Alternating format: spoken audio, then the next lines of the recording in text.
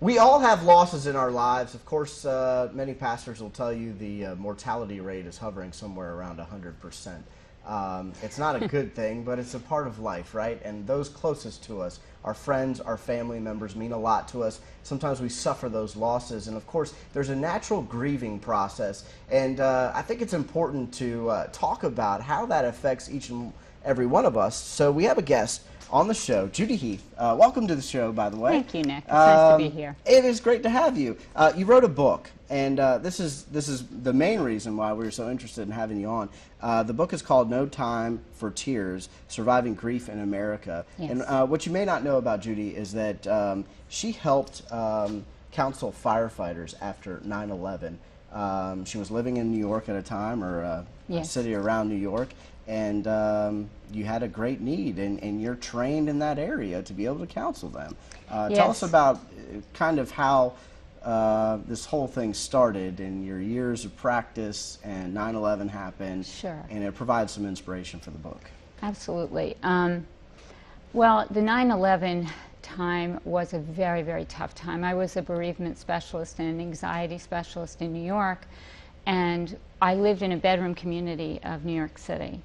And you could literally smell the smoke from Huntington and Cold Spring Harbor, which is where I practiced. So we lost a great many firefighters that came from that area. We lost their family members. We lost people from Cantor Fitzgerald. You know, it was a tough time.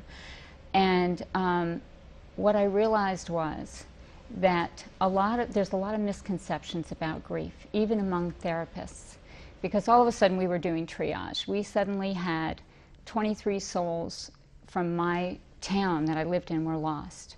And so all the therapists were inundated with bereavement and PTSD cases.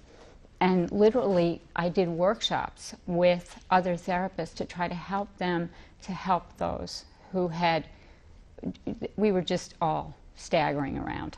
It's an emergency in these people's lives. It was. And it all happened at the same time. It's not like you could stagger appointments, and you Right. know, you had to cater to everyone right away. It was back to back, Nick. Right. It was.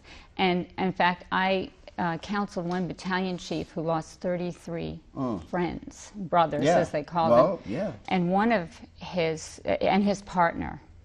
And this gentleman had switched duty that day with this guy. So then you're dealing with survival grief, and you're dealing with the guilt. Oh, the guilt and was the pressure, massive. You know. So anyway, that's when I sort of started thinking about writing No Time for Tears: Surviving Grief in America, because I realized that the misconceptions we have about bereavement aren't just widespread in our society, but also even we're not really taught about it at becoming therapists, about how to help people through grief. It is so underrated. It takes so much more energy than people think that it's going to take. Their focus, they lose their focus. I mean, HR companies, corporations give people 3 days, you know, for bereavement, and that's just enough time to make funeral arrangements, basically. So it's a very large topic, and I think people need help getting through it. Well, and everyone handles grief differently. I mean, we all know that. Some folks will even deal with grief in a way that they laugh. Maybe that's their reaction to it. It may be odd to you and I. It may be normal to you and I, because that's the way we handle our grief. But everyone handles it differently. And what I think is most interesting is that grief happens not only in stages, but each stage has a different time period for different people.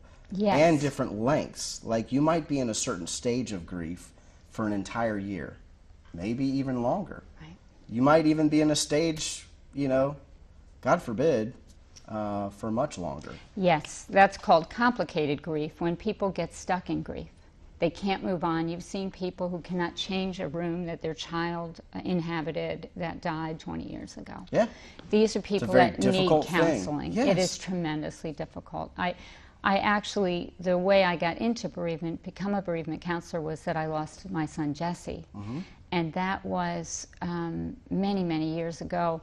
But it was such a life-altering experience. I actually got very sick from it. I developed Crohn's disease and because I processed the stress right in my gut, which a lot of us do. We process stress differently, which is also why I help people with anxiety, because I was able to be helped by such fine individuals that I no longer have Crohn's disease. It's gone from my body. And I have helped a lot of people after loss with how do you go through life now without this person any longer in your life, and how do you move on and still be able to live and be happy again. And you can do that. There's great hope, but it's not easy. Wow. It's an amazing story. So you have plenty of not only clinical training here, but your own personal ties to this whole thing. I do. And this book is very comprehensive. I haven't had a chance to read it, but you can thumb through it and you can see that it hits a lot of the high points with what you may be dealing with in your own life.